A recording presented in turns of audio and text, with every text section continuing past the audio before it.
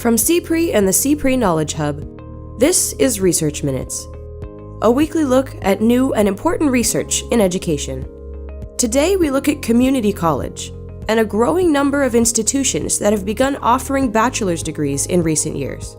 The general takeaway is that community colleges are offering bachelor's degrees to address local workforce needs, whether those are shortages in education, nursing, business, information technology, so on and so forth.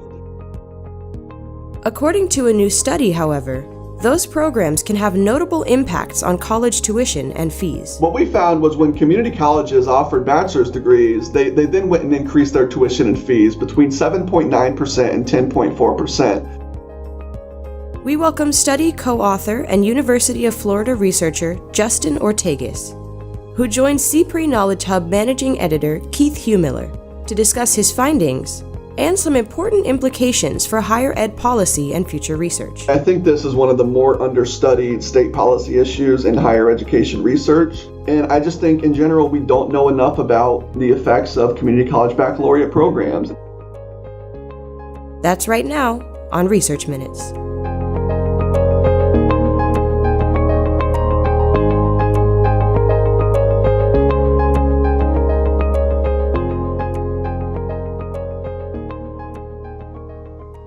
Hi, and welcome to Research Minutes. I'm Keith Heumiller, managing editor of the CPRE Knowledge Hub.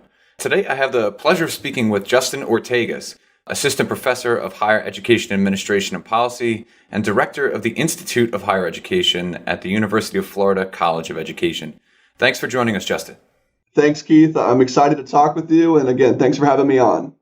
So today we're going to be discussing your new article, and it's co-authored with Northern Illinois University's Showdown Who, titled The Price of Mission Complexity, a national study of the impact of community college baccalaureate adoption on tuition and fees. It was recently published in Educational Researcher, and it offers a unique look at the changing face of community college education in the U.S. To start, could you just set the stage for us a little bit? When and how did community colleges start offering baccalaureate degrees? Sure.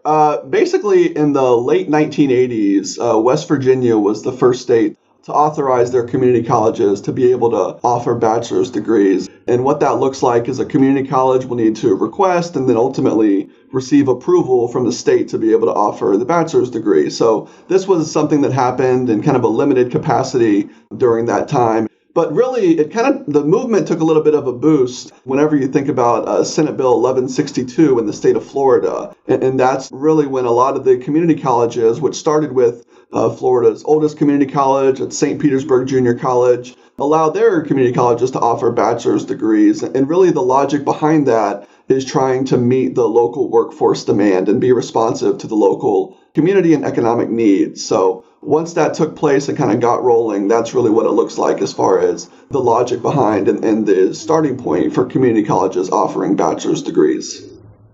So I guess my next question would be why? Are there particular factors in the job market or among community colleges themselves that are driving this trend? Yeah, that's a very fair question. And I think that's kind of a point of contention as far as whether it falls within the mission of community colleges and why they would kind of move in this area. The general takeaway is that community colleges are offering bachelor's degrees to address local workforce needs, whether those are shortages in education, nursing, business, information technology, so on and so forth. To give you a specific example, I'm in Gainesville, Florida at the University of Florida.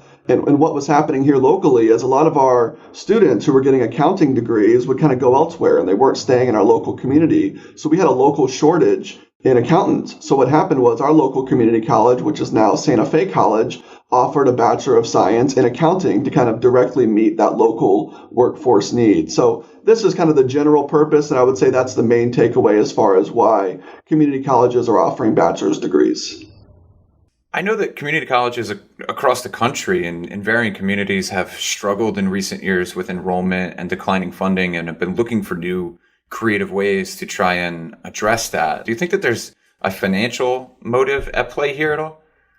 I don't think we know enough empirically to say for sure that's what's taking place here. I do think anecdotally it makes sense from an economic perspective. If you think about just the logic of offering more degree programs, widening your prospective net for students who can enroll at your community college, it just kind of makes sense. And community colleges, as you know, are significantly underfunded, and they just don't receive the same level of public funding as their four-year institutions. So what happens there is you have to figure out ways to do more with less. And one kind of creative approach is this idea behind offering bachelor's degree programs at community colleges.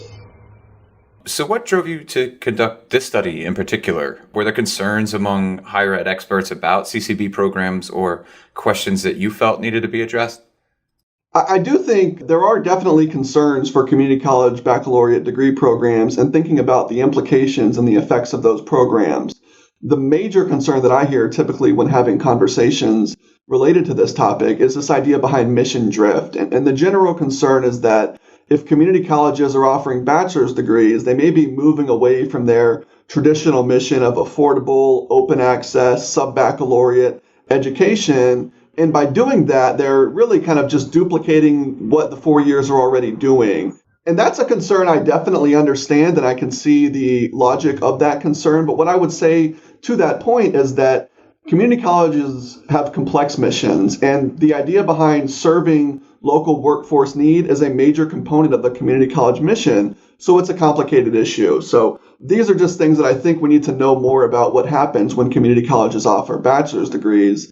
And as an aside, I'm just interested in general about this idea of unintended consequences of state policies.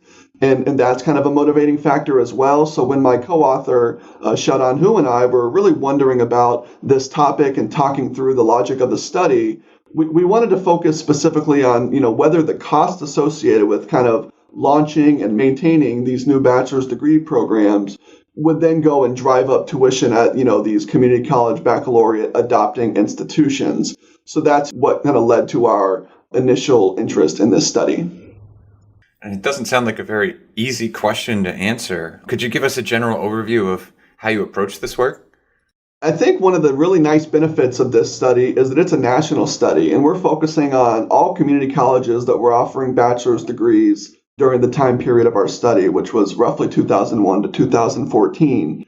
And without getting too much into the weeds, as far as like how we approach this from a methodological perspective, we did something called a difference in differences approach. And just in general, what we did was we compared the tuition and fees of the community colleges that offered bachelor's degrees to multiple comparison groups, before and after the implementation of the policy. We compared the community colleges that offered bachelor's degrees to those community colleges in the same state that did not offer bachelor's degrees, those community colleges that were not offering bachelor's degrees in neighboring states, and then to really try and make sure that we're comparing otherwise similar institutions and not introducing a bunch of complications when making these claims, we used a matching technique to compare otherwise similar community colleges from around the nation with very similar characteristics to those community colleges offering bachelor's degrees, and then compared tuition and fees after that. So your initial point about it being complicated is well taken and kind of what we did find when trying to do this work.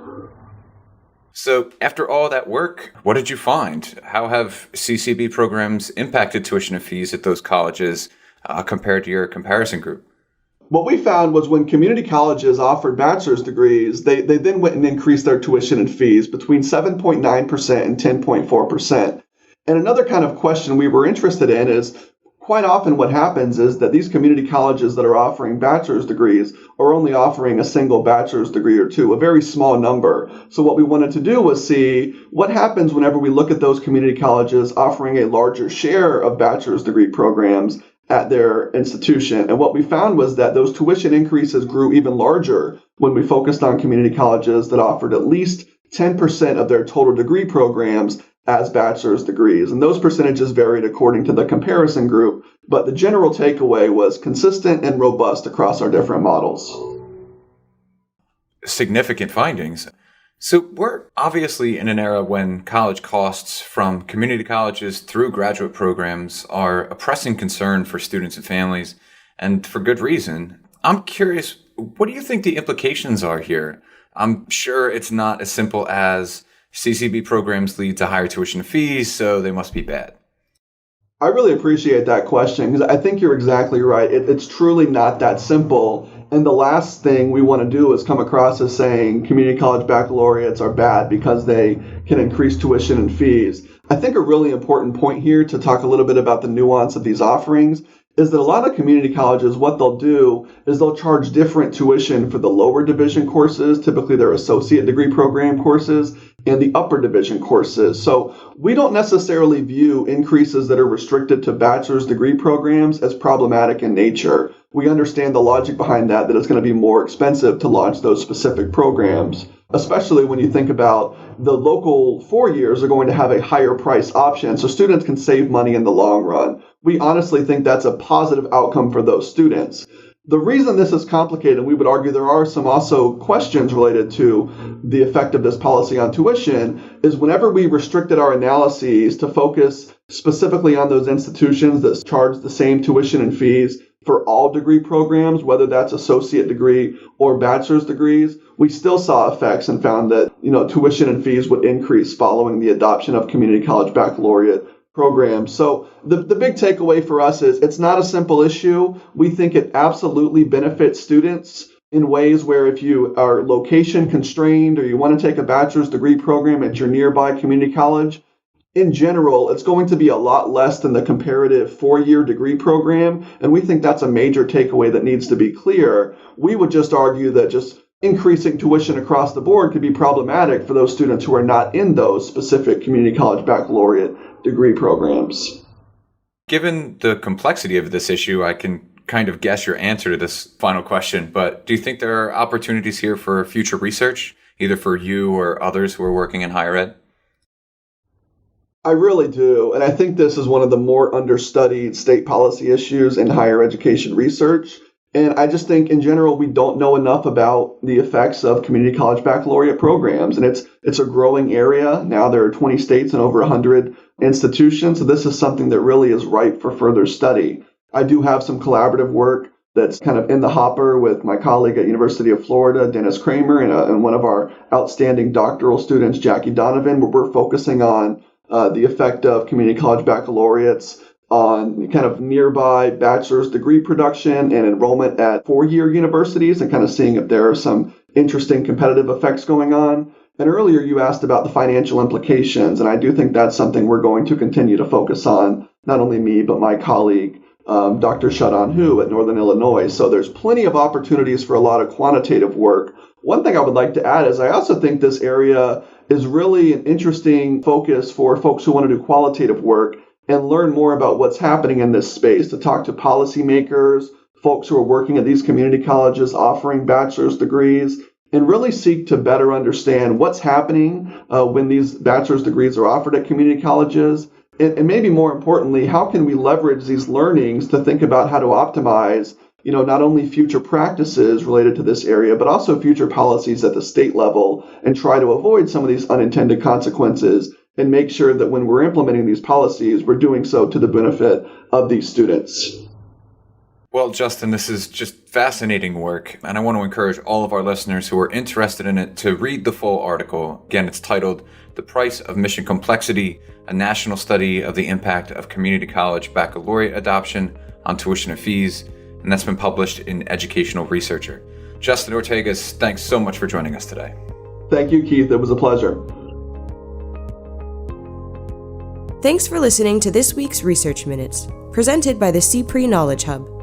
To share thoughts on today's episode, or to suggest future topics, follow us on Twitter at CPRE Hub. That's CPRE Hub.